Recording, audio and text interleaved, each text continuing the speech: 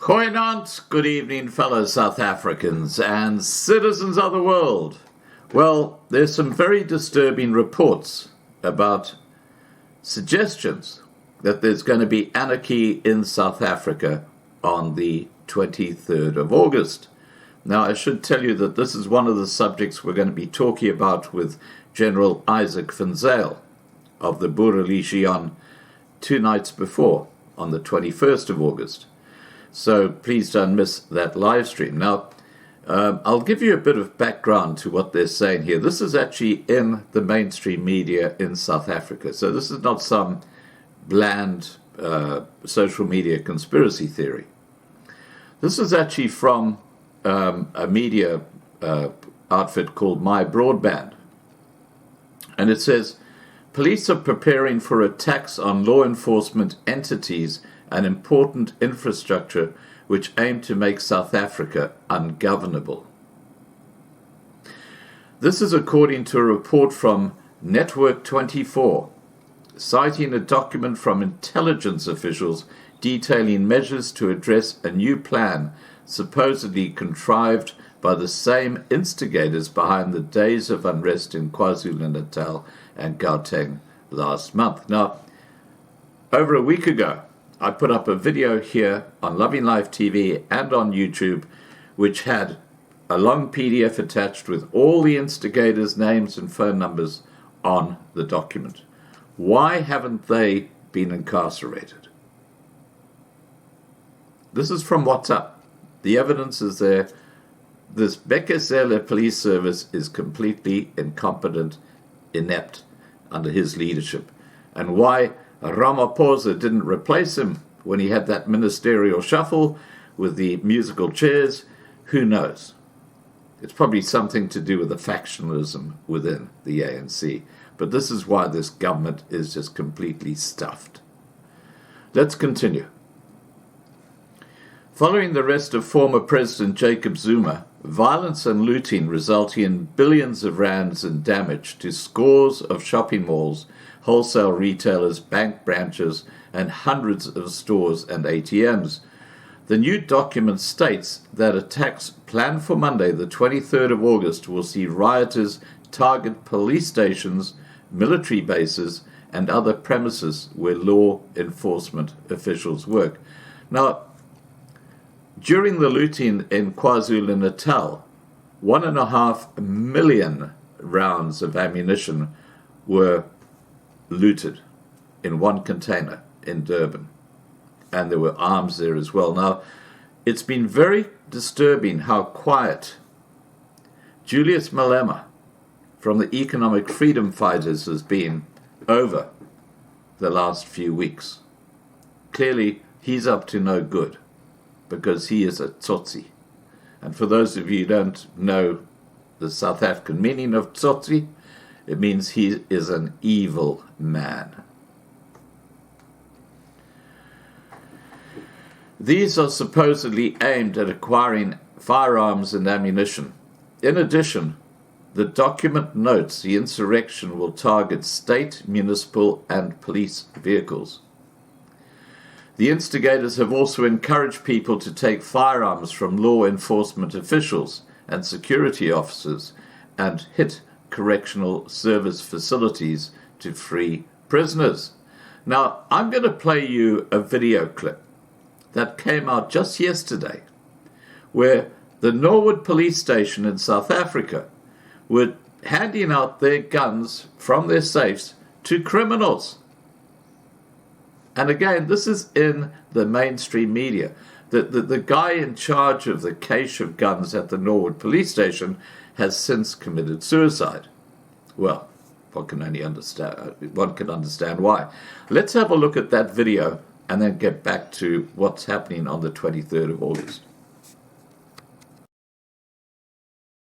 Recovered from a gang that killed a police officer have been linked to the Norwood police station in Johannesburg. It's alleged firearms meant to be in the police station's store were given to armed robbers, and the main suspect in the case has died by suicide. Senior reporter Barry Bateman brings you this ENCA exclusive. It was at this house in Brakpan 3 weeks ago where police engaged in a gun battle with suspected armed robbers. Police Constable Molwantwa Molefe was killed in the line of duty not far from here when he chased after fleeing gunmen. 2 suspects were killed and 19 arrested. Police recovered several firearms, including R5s and AK-47s. In a terrifying turn of events, some of the firearms seized at the Brakpan scene were traced back to here, the Norwood police station. And the officer linked to them, a sergeant based at the SAPS 13 store, committed suicide this last weekend. A team of senior members from the Hawks National Priority Violent Crime Unit is conducting a full audit of the Norwood police station store because they simply don't know how many other firearms are missing. ENCA's sources say 2 of the firearms were recovered from the Brakpan scene last month, while another 2 were seized at a foiled cash-in-transit heist in Moinoi in June. It's alleged at least 1 police officer was supplying guns to criminals, who are now wanted cop killers. At Constable Molefe's funeral, Police Minister Becky Cele had a message for the public. And then we do want to make a call to the communities to say it doesn't help Axis to shout on the police that they are criminals, they are not doing their work, they are lazy, and then you go and harbor and protect the criminals. Cele's office says it would be premature to comment on this case, and that the link between Molefe's killers and the Norwood police station has not been confirmed. ENCA sources, however, say the connection is. What can I say? It's the state of play in South Africa, under the Shladi Mutseneng of the Ramaphosa ANC government. I'm talking about Becky Cele, the police minister. A national order has been issued that no police officer may work alone and that all officers must wear bulletproof vests, including those working and charging officers at police stations. Another document from the head of visible policing in the Western Cape issued the following directives to police leaders in the province. Entry controls of police officers, police buildings and other premises under police guard must be tightened. Officers must store all firearms in appropriate safes. Additional police members must be deployed to protect police units, stations, and key points. All police members that use public transport must be fetched at their homes. Now, as I mentioned earlier, I'm going to be talking to Isaac van Zyl on the 21st. We have got, basically, according to this alert, 9 days before this insurrection or proposed insurrection or suggested insurrection is going to take place. And I'm appealing to minority groups in South Africa to do the right thing. And I hate to use that word in these times of COVID, but do the right thing.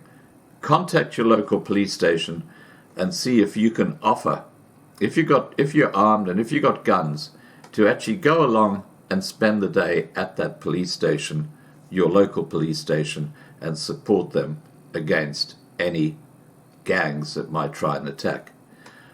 This is only in your own self-interest, because if these guys succeed in overrunning police stations, even if it's 4 or 5 of them, they're going to get guns, they're going to get ammunition, and believe me, you will be in their sights.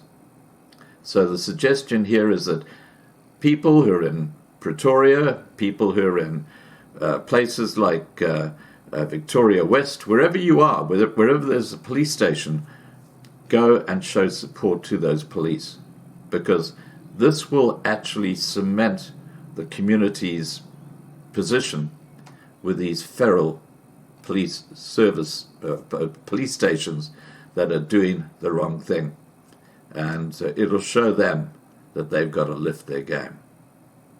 Let's just continue. It's unclear why the attack is being planned for the 23rd of August. The latest report comes after there was a great concern over the prospect of renewed violence and looting when former President Jacob Zuma was expected to appear in the Pietermaritzburg High Court this past Tuesday. Now, Julius Malema and Jacob Zuma are like two peas in a pod. And with Ace Magashule running around there causing shit amongst the ANC branches, you can understand why the ANC are incredibly vulnerable at this stage. And of course, everybody wants them gone, but not in the manner in which it appears some people are trying to do. The latest report comes after there was great concern over the prospect of renewed violence and looting when former President Jacob Zuma was expected to appear in the Pietermaritzburg High Court this past Tuesday. Large crowds of Zuma supporters were anticipated to converge on the court.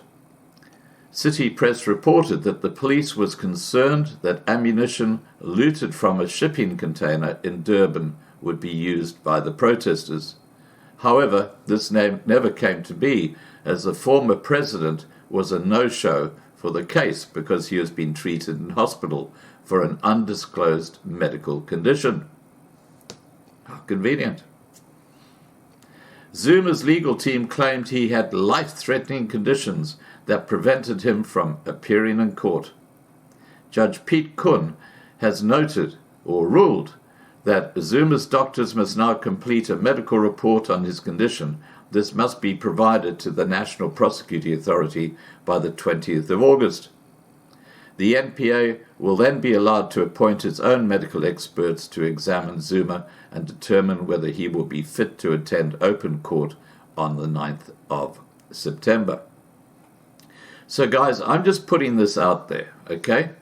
The mainstream media in South Africa talking about it as if it's a real and endearing threat. And if they do start targeting police stations in South Africa and they get away with it, it's all over, Red Rover.